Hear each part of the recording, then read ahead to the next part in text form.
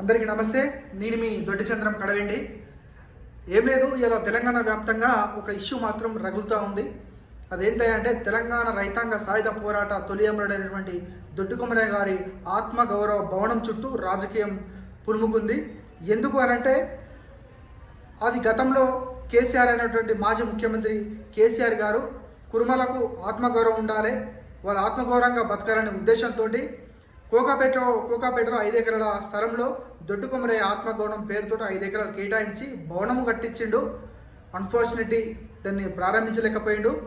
ఫర్దర్గా దాని తర్వాత ఇప్పుడున్న ముఖ్యమంత్రి శ్రీ రేవంత్ రెడ్డి గారు దాన్ని ప్రారంభించుకోవడం జరిగింది. అక్కడి వరకు సంతోషమే.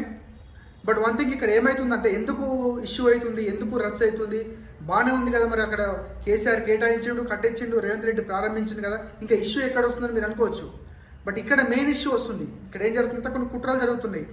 ఏందయ్యా అంటే, ఏదైతే దొడ్డి కొమరయ్య భవనంకి కేటాయించిన 5 ఎకరాల స్థలంలో ఆ భవనం ఉందో, ఆ భవనం చుట్టూ ఉన్న ల్యాండ్ని ఏదైతే నారాయణ సంస్థ ది వన్ స్కూల్ అనే వాళ్లకు అప్పగించేందుకు కుట్రలు జరుగుతున్నాయి. అందులో భాగంగానే దానికి మొన్న రీసెంట్గా భూమి పూజ కూడా చేశారు.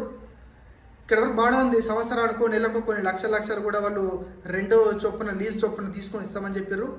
బట్ ఇది వరకు ఓకే. కాకపోతే దొడ్డి కొమరయ్య భవనాన్ని ఇలా వేరే ఆంధ్రాలకు కట్టబెట్టడం అనేది ఎంతవరకు కరెక్టు?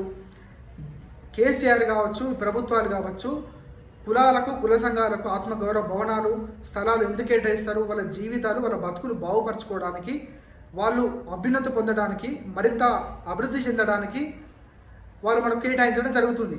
సో ఎందుకోసమైతే ఉపయోగించబడిందో, ఎందుకోసమైతే ఉపయోగించాలో అందుకోసం ఉపయోగిస్తే అందరికీ సంతోషం. ఇక్కడ ఏ డిస్టర్బెన్స్ ఉండదు, ఇలాంటి సమస్య కూడా ఉండదు.